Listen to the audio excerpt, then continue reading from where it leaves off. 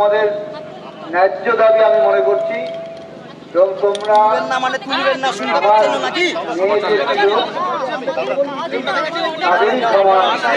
যারা এখানে রাস্তায় আছো সবাইকে ভিডিও করতে বারণ করা হচ্ছে, কিন্তু বুঝছেন না কথা।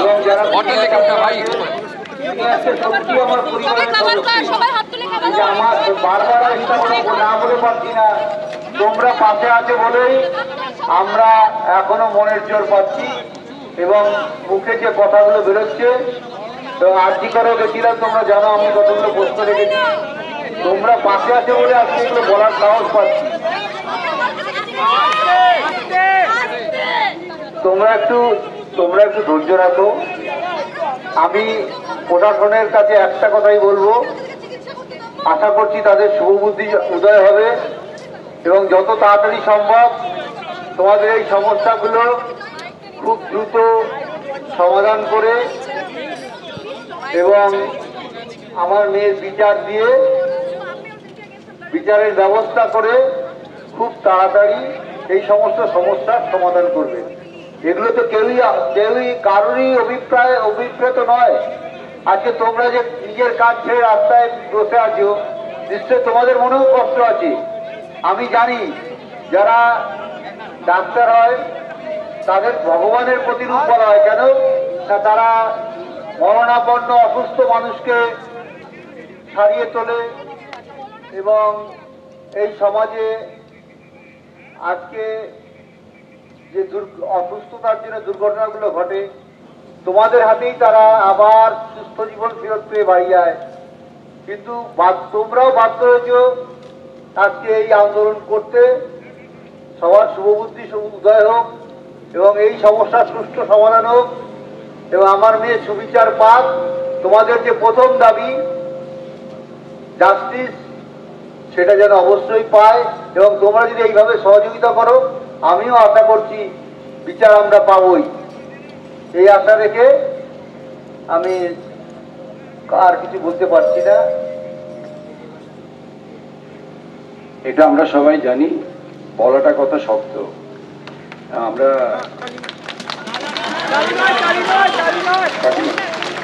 কাকিমা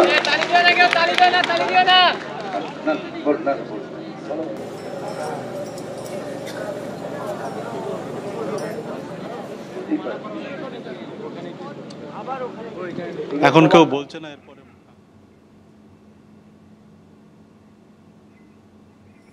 তার যন্ত্রণার একটু অংশ আমাদের এক কথাই বলবেন।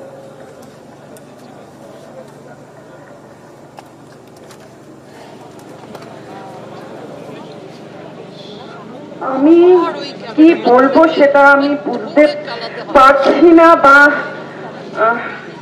ভাষা হারিয়ে ফেলছি হয়তো বলার জন্য।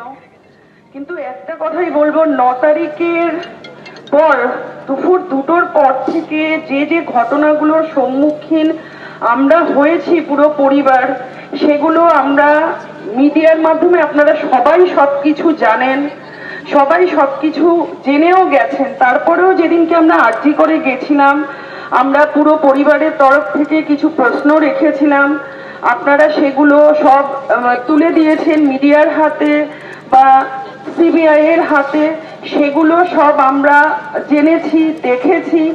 কিন্তু একটাই বক্তব্য, আমরা যে দাবি করি না কেন সেই দাবিকে মাননীয় মুখ্যমন্ত্রী নস্যাৎ করে প্রতিবারই বলছেন উনি মানে পরিবার মিথ্যা বলছে, উনি কোনো ক্ষতিপূরণের কথা উনি বলেননি। বলা হয়েছে কালকে উনি যে বক্তব্য পেশ করেছেন যে পরিবার ক্ষতিপূরণ চেয়েছে। আপনারা একটা কথা চিন্তা করে দেখুন, আমাদের মেয়েকে আমরা হারিয়েছি 9 তারিখ, উনি আমাদের বাড়ি গেছে 12 তারিখ, পার্সোনালি কথা বলেছে ঘরে ঢুকে বাবা মার সঙ্গে। বাবা মা বেরিয়ে আসার পর ওই অবস্থায় দাঁড়িয়ে কোনো বাবা মা কি বলতে পারে যে আমি মেয়ের ক্ষতিপূরণ দাবি, মানে কোনো বাবা মার পক্ষে কি চাওয়া সম্ভব? সেটা উনি বলছে পরিবার চেয়েছে। তো কালকে যখন বলা হয়েছে উনি মিথ্যা বলছেন, তো উনি মিথ্যাই বলছেন। হ্যাঁ, উনি যে কথাটা বলেছিলেন সেটা হচ্ছে যেহেতু চাকরিরত অবস্থায় আমাদের মেয়ে চলে গেছে, একটা কম্পেনসেশন আপনারা পাবেন, তখন যে তিলোত্তমার মা তিনি বলেছিলেন হ্যাঁ দিদি আমরা তখনই সেটা নেব যখন আমাদের মেয়ে সঠিক বিচার পাবে, আমরা আপনার দপ্তরে গিয়ে আমরা যেটা আমার মেয়ের ন্যায্য প্রাপ্য সেটা আমরা নিয়ে আসব।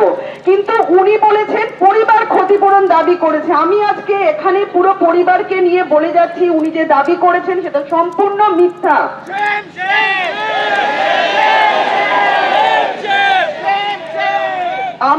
উনি আরো বলেছেন যে কোনো প্রমাণ আছে, তাহলে কি আমাদের উচিত ছিল যখন আমাদের মেয়ের দেহ আমাদের ঘরে পড়েছিল তাহলে আমাদের ভিডিওগ্রাফি করে রাখার দরকার ছিল।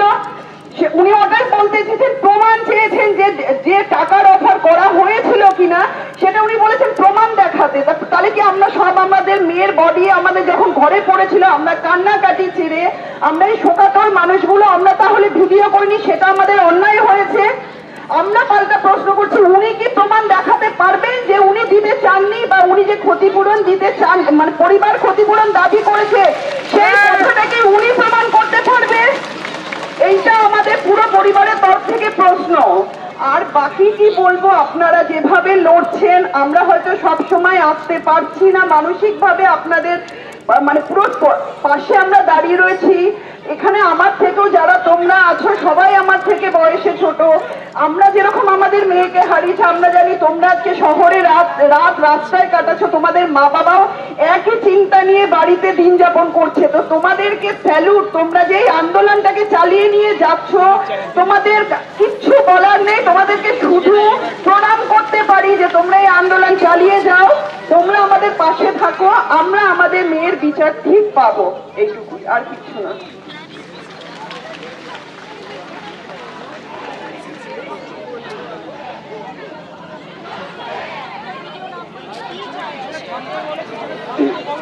তিলোত্তমার দাদা আপনি একটি কথা বলুন। আমি আপনারা অভয়া বা তিলোত্তমা যাই বলুন, আমি তার অভাগা দাদা। এখন তার আগে আমি আমার পরিবারের তরফ থেকে এবং সকল সাধারণ জনগণের তরফ থেকে আপনাদের মেরুদণ্ডকে সশ্রদ্ধ প্রণাম জানাই। কাকু সত্যি কাকা আজ আপনারা আছেন বলেই হয়তো আমরা এত সাহস পাচ্ছি সকলের সামনে আমাদের শর্টটাকে তুলে ধরার, আমাদের অভাব অভিযোগগুলোকে তুলে ধরার, আমাদের এই বিচারের দাবিটাকে তুলে ধরার। আজকে কারো তো এই রাতের বেলা এই 12টার পর এই রাস্তায় থাকার কথা নয়। আমাদের এই জুনিয়র যারা আমার ভাই বোনেরা আছে তাদের তো এই রাতের বেলায় 12টার সময় খোলা আকাশের নিচে দাঁড়িয়ে থাকার কথা নয়। কিন্তু প্রশাসনকে বুঝতে হবে যে হাজার হাজার মানুষ আজ যখন রাস্তায় বেরিয়েছে কেন, কি লুকানো হয়েছে, এটা তো প্রশাসনকে জবাব দিতে হবে। আপনারা যা দাবি রেখেছেন প্রশাসনের সঙ্গে, প্রশাসনের সামনে আমরা পরিবারের তরফ থেকে সম্পূর্ণভাবে আপনাদের সঙ্গে আছি এবং আমরা চাই প্রশাসন যেন আপনাদের সমস্ত দাবি ইতিমধ্যে এবং যত তাড়াতাড়ি সম্ভব সেটাকে গ্রহণ করে এবং অ্যাকসেপ্ট করে এবং আপনাদের দাবিটাকে মিটিয়ে দেয়। আপনাদের আমাদের পরিবারের তরফ থেকে অসংখ্য ধন্যবাদ যে আপনারা প্রথম দিন থেকেই আমাদের সঙ্গে এত সাপোর্ট করেছেন এবং আমরা চাই যতদিন না অভয়া বা তিলোত্তমা তার প্রপার জাস্টিস পাচ্ছে ততদিন আপনারা আমাদের সঙ্গে থাকুন এবং আমরা আমাদের পরিবারের তরফ থেকে আপনাদের আশ্বস্ত করছি আমরাও সর্বদা আপনাদের সঙ্গে আছি। আমরাও বলি we demand justice and you all deserve justice. ধন্যবাদ। এটা খুবই কষ্টের তিলোত্তমার মায়ের পক্ষে, তোমাদের সবার সামনে দাঁড়িয়ে কিছু বলার। তাও আজকে যে অবস্থার সৃষ্টি হয়েছে এরকম তো হওয়ার কথা ছিল না। তাই অনেক কষ্ট সত্ত্বেও, অনেক দুঃখ শোক সত্ত্বেও তিলোত্তমার মা তোমাদেরকে দু একটি কথা বলবে।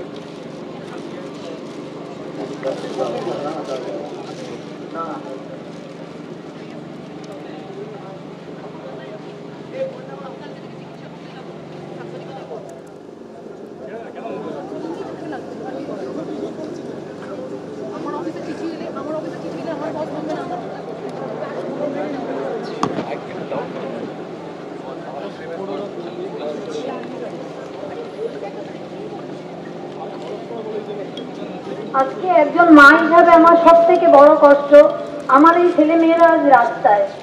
কেন রাস্তায় সেটাই আমি সত্যিই জবাব খুঁজে পাচ্ছি না, তাই বাড়িতে থাকতে পারিনি, ছুটে এসেছি তোমাদের কাছে।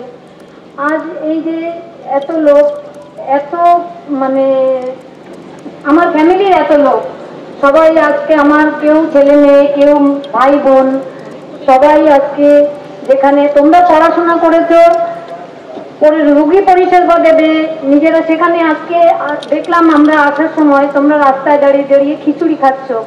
এটা আমার খুবই খারাপ লেগেছে যে প্রশাসন কোথায় চলে গেছে, তোমাদের কোথায় এনে নামিয়েছে। আজকে আমরা ডাক্তারকে নিজেরা যেহেতু ভগবান মনে করি, সেই ভগবান আজকে রাস্তায় এসে দাঁড়িয়েছে, প্রশাসন তোমাদের বাধ্য করেছে রাস্তায় দাঁড়াতে। এর থেকে সমাজ আর লজ্জার কিছু নেই। আমি মনে করি যে প্রশাসন যে ডাক্তারদের সুরক্ষা দিতে পারে না, তাদের আবার কাজে ফেরার জন্য শাস্তিও দাবি করছে। এটা কি বলবো, এটা খুবই লজ্জার। Same same. আর কাল মুখ্যমন্ত্রী বলেছেন যে উৎসবে ফিরতে। আমরা তো, আমার মনে হয় আমার পরিবারকে নিয়ে সব থেকে বড় উৎসবে আছি আমি এখন। এর থেকে বড় উৎসব আর কি হতে পারে? হ্যাঁ, আমি মা দুর্গাকে বলবো অবশ্যই পৃথিবীতে আসার দরকার তার এখন। কারণ আমরা এই দুষ্কৃতির দমন, আমরা এই পুরো ফ্যামিলি, পুরো পরিবার, পুরো বিশ্ব মিলেও পারছি না। মা দুর্গার অবশ্যই দরকার এখানে আসার, তার 10 হাত আমাদের এখন অবশ্যই দরকার।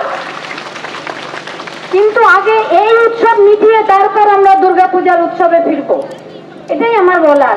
আর তোমরা যে ছোট ছোট আমার সন্তান সম, তাদের চাইবো প্রশাসন, তাদের কি তোমাদের ভয় পাচ্ছে? তারা কেন তোমাদের বারবার ব্যারিকেড দিয়ে আটকাচ্ছে? এটাই আমার প্রশাসনের কাছে মানে আমার তরফ থেকে জিজ্ঞাসা করার আছে যে এদের কি আপনারা ভয় পাচ্ছেন? স্বাস্থ্য প্রশাসনের ঘুঘুর পাচা অবশ্যই ভাঙা দরকার।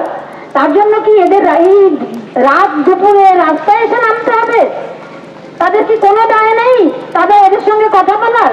তাদের ব্যারিকেড দিয়ে আটকে রাখতে হবে? এটা আমি মনে করি না। আমি চাই ব্যারিকেড তুলুন, এদের সঙ্গে কথা বলুন এবং এদের কষ্ট লাঘব করুন। ব্যাস, আমি আর কিছু বলতে চাই না।